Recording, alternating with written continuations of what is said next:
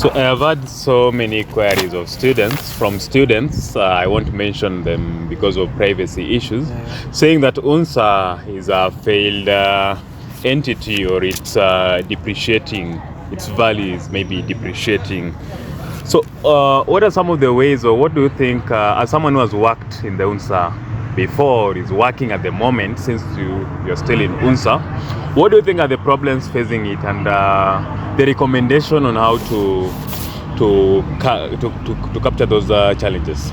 So thank you so much for that question.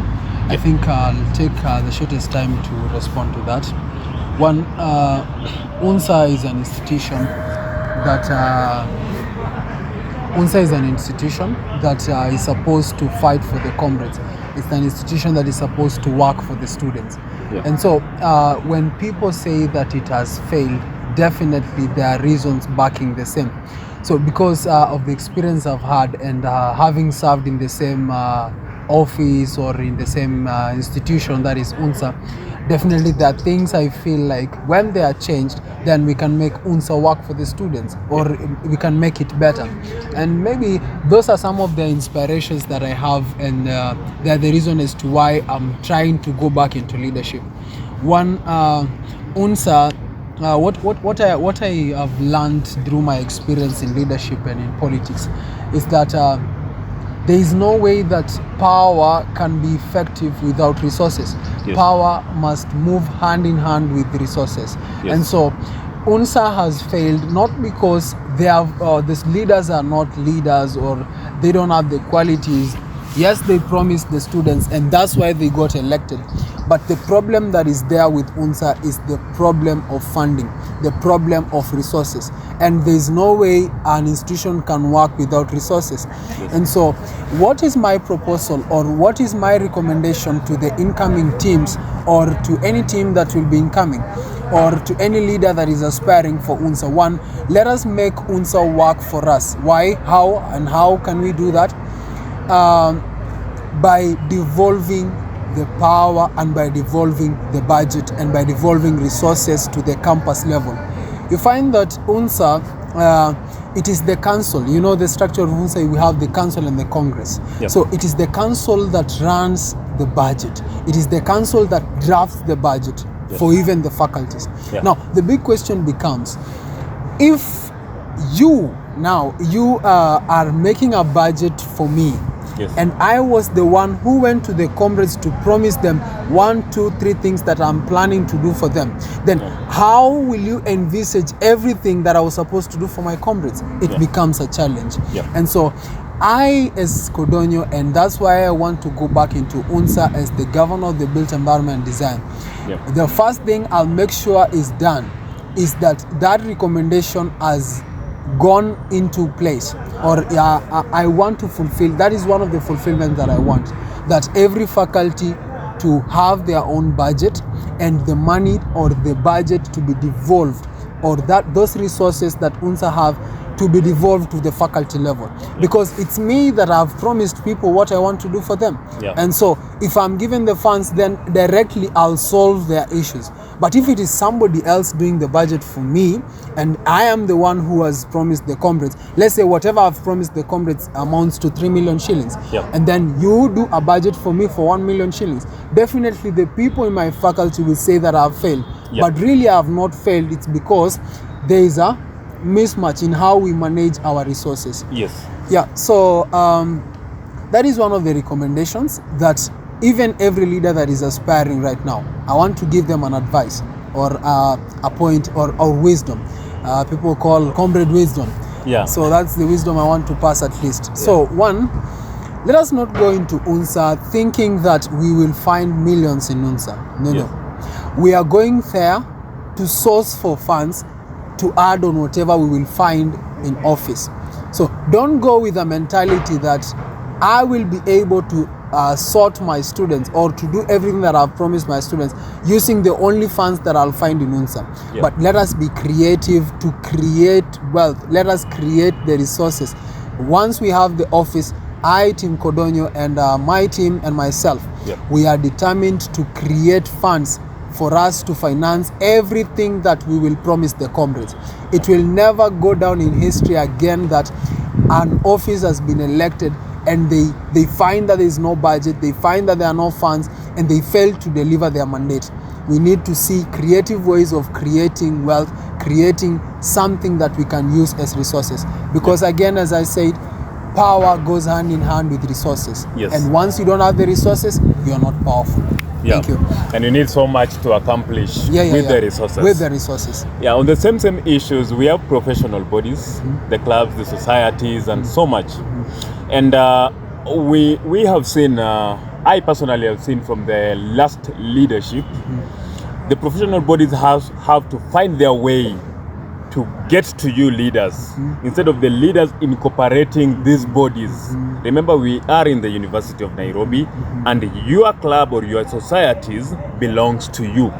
As a leader, you must find a way to accommodate them and also to roll out initiative in their bid. What's your view on that? Number one, I can say, let me go specifically to my faculty. We have 4 professional bodies because we have 4 departments. We have ESA, we have ASA, which is the Architectural Student Association. We have PLASA, Planning Student Association. We have CRESA, Construction and Real Estate Student Association. And we also have DSA, which is Design Student Association. So I've really tried in my previous term to make sure that I work hand in hand with all these leaders from the specific professional bodies. But then the problem that they have had, and this is something that also is inspiring me to go back into leadership, is that they have had issues with how they are being funded. So a long time ago, the university used to fund even events to do with professional bodies. But nowadays, we don't have that. These guys are not getting any funds from the school because one, the aspect that I spoke about earlier on, was about devolving the budget. Now, when I have a budget in my faculty and I have a budget, let's say, of around 5 million, I will know how much funds will I use as UNSA and how much funds will be used by professional bodies. You get? And then it's somehow collaborative because also they are also leaders, but leaders of specific departments. Now, let me go to issues like student progression. Last time, we had a lot of issues with accommodation because in our university, accommodation is tied in with student progression, or what we call academics. So we find an issue of welfare being tied with an issue of academics. So if somebody has not been progressed, then that person will not be able to apply for a room. So that's an issue. But now, who can be instrumental in solving some of these issues? Definitely we can speak about the leaders who are specifically for the specific departments. That is the professional bodies. And now I want to empower the professional bodies in my faculty once I'm elected as the leader of that faculty. One, by making sure that we have a budget both for UNSA and a budget for the professional bodies. So the criteria usually is, if a professional body has something that they want to do, let's say an event, they usually write a proposal through the office of the assistant dean, and then that letter is taken to the office of the overall dean for disbursement of the cash. But now, if we have a devolved system of resources, if our resources as student associations are devolved to faculty level, it will be so easy for my professional bodies in my faculty to function, because they don't have to wait for a lot of bureaucratic chains of the university, but they will be writing a letter directly to my assistant dean. I go there, I approve that yes, I am in accordance to this, and I accept that these guys should do this event. I approve it together with my assistant dean at the faculty level, and these guys get their money. They get to do their events. They get to function. So this is an issue that we have had as a university in our previous tenure. And it's something I'm so determined that it doesn't recur or it doesn't find itself in the next leadership. So my solution is devolvement of the UNSA budget. Another thing, I feel like UNSA has not met the expectations of the students because, number one, leadership is also about communication. Yes. Once you have avenues of communicating to the students to get the feedback, and also communicating as leaders together so that you guys work, if that thing is not there, then UNSA will be a failing body. It will be a failing entity. What am I trying to say? You find that the only office that is available for UNSA leaders is just this office over there in main campus, on the main gate. So around the main gate, we have an UNSA office there. It is the only office that we have in the University of Nairobi as an office for UNSA leaders. Yes. If you look at that office, it is a single room. That's Yes. not enough space for us to air our views, or even as leaders to meet, to do our meetings. And so one of my recommendations is that at every faculty level, we should have an UNSA office. Yes. Where students can be taking their feedback, where students can be taking their questions there, where students can be taking their recommendations and what they want the leaders to do for them, Yes, which yes. are specific, or the matters arising. You know, once you go into leadership, it's usually a matter of there's something I want to do for the comrades, but there's something that will arise as I serve. Yes. There's an issue that will arise as I serve. Yeah. Where is the avenue where the students can come to me and tell me, Bwana Kodonyo, this and this is happening in the faculty. How do we get to solve this? How do we get to do one or two, three things? And so, as a leader, I'm determined to have an office at my faculty where my people will be coming and telling me one or two, three things is happening, and this is how we want you to approach to that. Yeah. Also, there is something that is cooking. Yes. So it is a legacy by the previous leadership. They are developing something that we call a student parliament. That is something that I've advocated for, and I feel like it's the right move for the student leaders. As we take that route, then it's the right route for us to take. Yeah. Let us have a student parliament where we can have students coming there, and also the student leaders coming there entirely. All the teams should be there in the student parliament. What are we going to do there? We are going to air our views there. We are going to discuss about issues to do with budgeting, issues to do with events, issues to do with the student governance and student issues, academic issues. This is a safe space where we will be airing our views, so that as comrades, as we come out as leaders, all this, the office of the Secretary General is a Secretary General in short in any organization. The Secretary General is the spokesperson of the entity. Yeah. And so as we go there, after we deliberate on issues on our student parliament, the decision that we come out with will be communicated through the Secretary General. Yeah. So when the office of the Secretary General says that us as the students, all the students of the University of Nairobi, we have decided 1, 2, 3 things. We have decided that we will not partake of this, or we will do this, or we will partake of this. Then it is not necessarily the Secretary General talking that or speaking about that, but it is the whole community of students who have deliberated on that particular decisions. We have had criminalization. Let me talk about this. The school sometimes has criminalized some secretary generals because of making memos.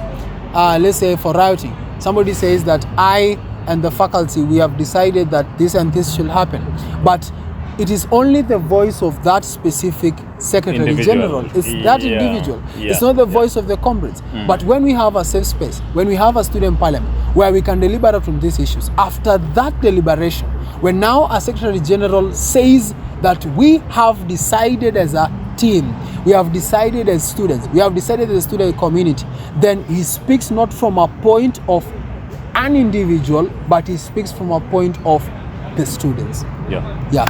And so those are some of the things I've experienced in UNSA, and I feel they are the ones that have made UNSA not to work for the students. And once rectified, we can have a body that can work for the students, that can be for the students, and that we can have a body that can forge forwards. And so even as our electors, as we approach the ballots, Yep. One thing I want us to ask every UNSA leader that will come campaigning to any student around the university. One, if somebody gives you a manifesto, ask them, how are you going to fund the manifesto? Yes. That is one question that every leader should be asked. If I talk about I'll bring water, how am I planning to bring the water? Yep. Let me give you an example. We have President Ruto. Yes. He spoke about very nice manifestos which enticed Kenyans to vote for him. Yeah. But then the question that the Kenyans never asked him, and I think if they asked Ruto that question, then maybe right now we will be having a different president. Yes. Or if they asked Raila, how are you going to fund your manifesto? Because you're talking about the 6,000 shillings, remember? I remember. Ruto was talking about the bottom up Yeah. and helping the common mwananchi. Yes. If the electors, if the people that were being campaigned to took time and asked these leaders, how are you planning to finance this specific manifesto? Yeah. Then we can be having the correct leadership in place. Yes. Because if you told us that I'm going to tax you more, Yes. would you have voted for Ruto? No. If Raila told you I'm going to tax you more so that I finance my campaigns, or I'm going to borrow more to finance my campaigns, we will not have voted for them. Yeah. We will not have voted for them. True. And so that is what I want us as students who Yes. are going to be a campaign to. Yeah. Those are the questions I want us to ask the leaders.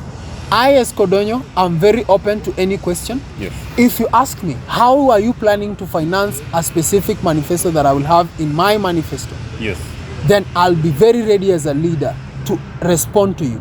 So that as an elector, or as somebody who got for the ballot to elect me, you Yes. should be very aware, how am I going to finance my campaigns? Okay. Yeah. Not even my campaigns, but how am I going to The finance my The manifestos? manifestos. And Yeah. so, thank you so much. I think Yeah. those are the insights I can have on that area.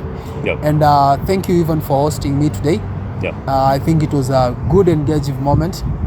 Also, I've got a chance to speak to my comrades in my faculty, Yeah. so that they get to know what kind of a leader I am. Yeah. Yeah, because I don't want just them to elect me because I'm Kodonyo, because I'm influential, because I was in the previous leadership, because I have done blah blah blah here and there, because I have fought for them somewhere.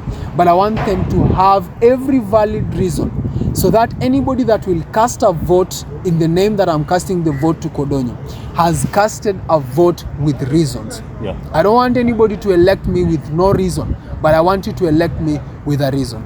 That I am a mouthpiece, I am a mouthpiece, I can speak on your behalf, Yes. I can deliberate on your behalf. You guys should know my capabilities, you guys should know what I can do and what I cannot do. Yes. You're supposed even to know my morals, what I stand for and what I don't stand for. Yeah. What is my integrity level? Those are some of the things that really we have to analyze as people who are going towards the elections. Yes. And so, as a leader, I can advise my faculty, I can advise everyone that will elect me on the 27th of March this month, that make the right choice to elect Kodonyo as your governor. I have a lot on my plate, I have a lot that I'm planning to do for my comrades, and I believe for the period of 1 year that you guys gave me the mandate to be the exposed and social welfare representative, I've done everything in my capacity, in my according to my abilities, to make sure that I deliver to you in the said position. And now, as I shift to a different position of becoming the faculty's chair, I believe I will do something for you guys, as I will come to campaign to you guys with my manifesto. I'm determined to do exactly the same. So thank you, and may God bless you. There was a great insight from Kodonyo. We once again wish him all the best. Thank These you. are just exclusive news. Thank you. And we will be hosting news every day from next week of different aspirants, and again engaging with the people themselves, the students, so that we can know what the students think about this election period and who is their preferred candidate based on what some of the things Kodonyo has said: integrity, the intellectual level, the capacity to speak on behalf of people, and so much. Thank you so much once again, and have a blessed time ahead. Thank you. Asante.